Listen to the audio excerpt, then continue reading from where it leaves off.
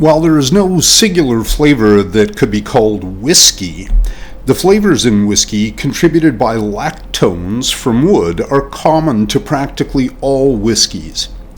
Beer and whiskey both originate from grain, and the aging of beer in barrels previously used for whiskey can add complementary flavors and aromas to the beer. Breweries that practice whiskey barrel aging usually age high alcohol beers that work well with this whiskey aroma, making the beer seem higher in alcohol content than its true percentage.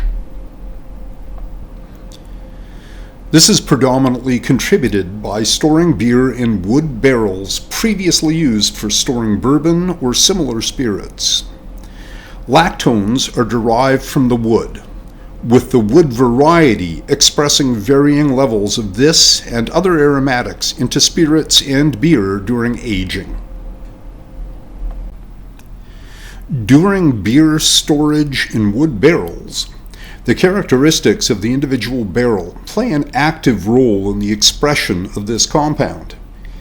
Beer will draw out the flavor of the previous spirit stored in the barrel, so it is important to choose barrels that exhibit the desired characteristics needed for the finished beer.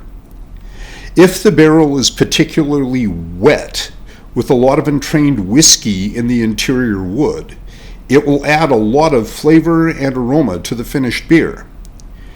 It is common for breweries to buy barrels used in the same specific batch of spirits, allowing the beer recipe to be adjusted to work with the specific profile of a batch of barrels.